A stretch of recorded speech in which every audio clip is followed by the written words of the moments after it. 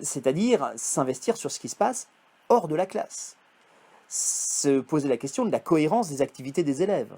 Donc même si je suis professeur de français, m'intéresser à ce qu'ils font en maths, par exemple, et m'intéresser à ce qui se passe à la cantine, et m'intéresser à ce qui se passe dans la cour. Ça, en fait, c'est tirer les conséquences de ce que les sociologues appellent l'effet établissement.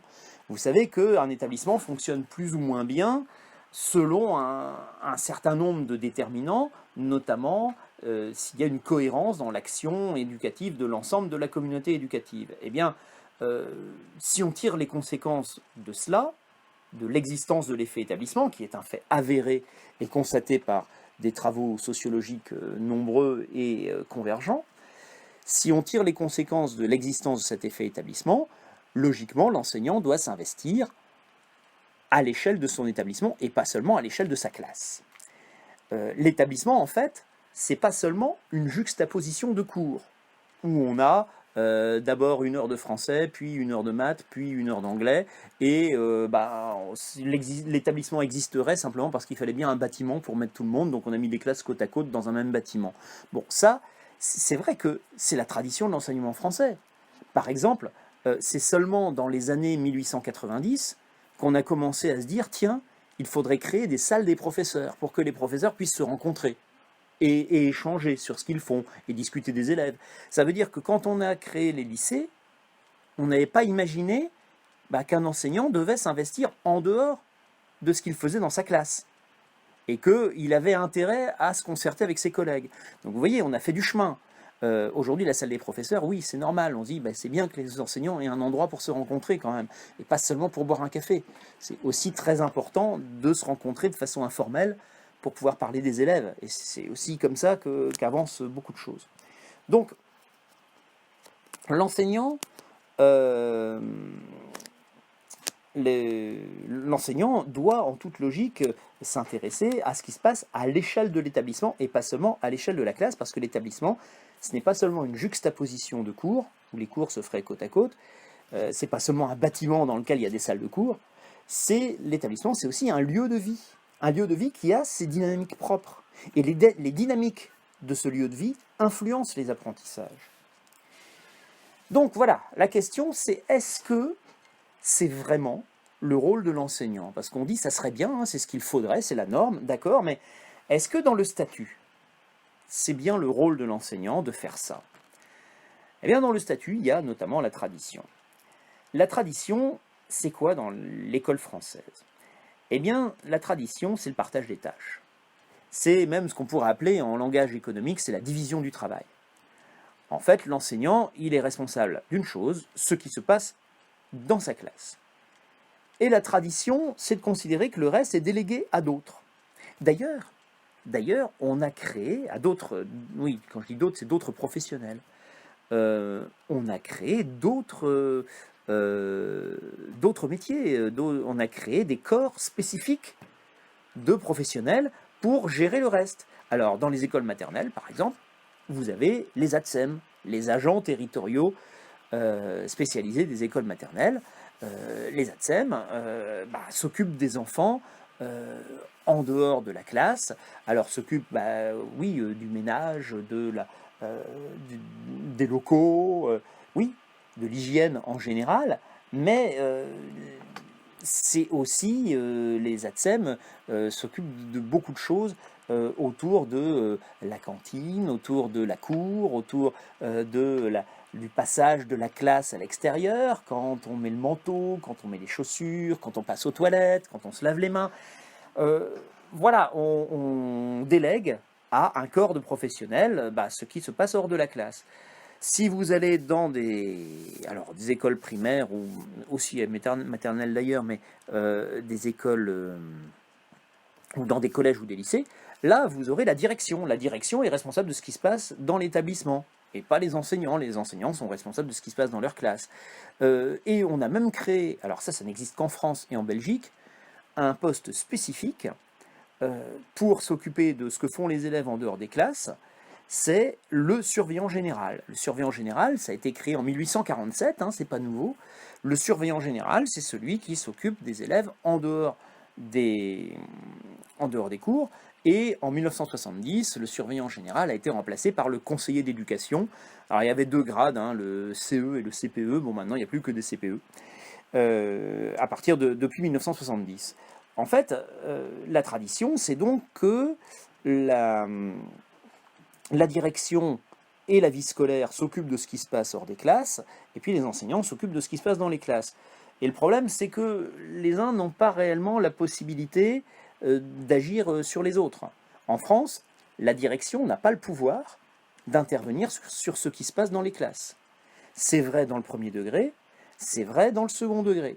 Les enseignants, en fait, n'ont pas de compte à rendre à leur proviseur ou à leur principal ou à leur directeur. Ils n'ont de compte à rendre qu'à leur inspecteur. Donc le lien entre ce qui se passe dans la classe et ce qui se passe dans l'établissement, en fait, existe au quotidien, en permanence. Évidemment que l'enseignant parle de ce qui se fait dans la classe au proviseur et que le proviseur parle de l'établissement aux enseignants, bien sûr, mais au fond, ce n'est pas prévu par le règlement et on peut tout à fait considérer qu'on n'a pas à le faire. Donc, c'est quand même un écart assez fort entre la norme et le statut. À tel point d'ailleurs que la fonction de directeur n'attire pas beaucoup. Dans le premier degré en particulier, c'est souvent considéré comme une corvée purement administrative.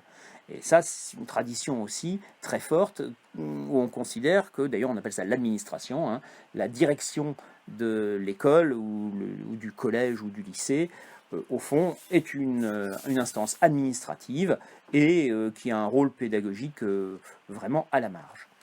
En fait, l'échelle de l'établissement, c'est un impensé pédagogique. Un impensé pédagogique parce que dans la tradition française, il y a 3 niveaux dans le système éducatif. Il y a d'abord les élèves, regroupés en classes. Ensuite, il y a l'enseignant. Et puis, au-dessus, il y a le ministère.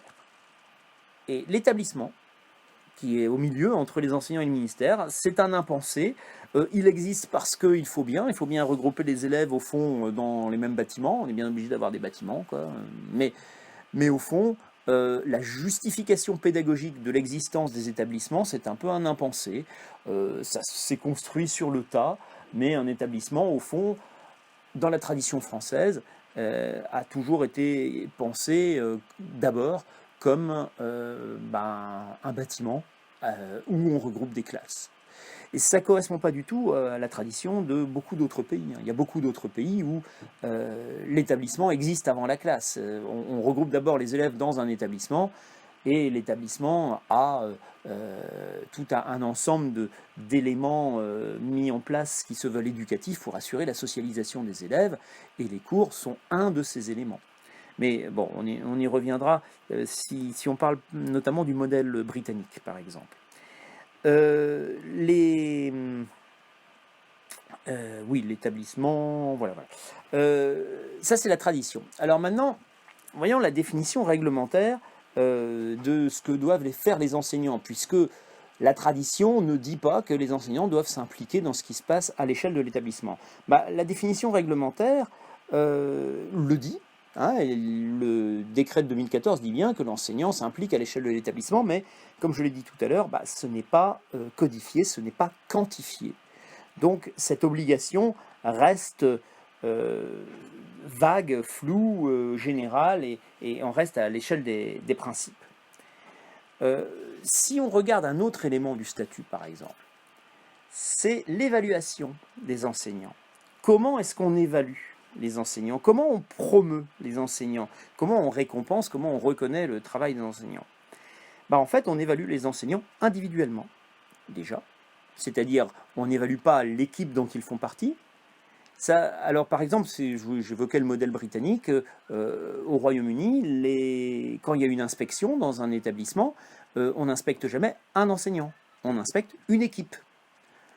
Et c'est l'idée que c'est d'abord le fonctionnement de l'équipe à l'échelle de l'établissement qui importe. Bon, en France, là, c'est très très fort, l'enseignant est évalué individuellement. L'enseignant n'est pas évalué sur ses résultats ou sur les résultats de ses élèves. D'ailleurs, ça serait problématique si c'était le cas, parce qu'ils ne peuvent pas être tenus responsables. Mais ils sont évalués en fait d'abord sur le respect des normes et des procédures. C'est-à-dire, est-ce que l'enseignant respecte bien les horaires? Est-ce qu'il boucle bien le programme?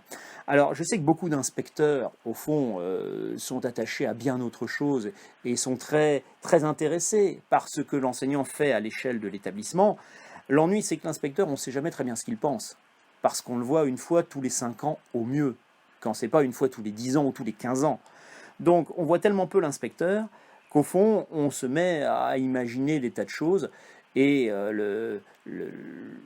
la formule classique et bien connue qu'on entend en salle des professeurs, c'est lorsqu'on propose un projet à un collègue, le collègue qui dit ah bah c'est très bien ton idée, ah oui, j'aimerais bien, l'ennui c'est que je pense que je vais être inspecté cette année, donc je préfère pas y participer.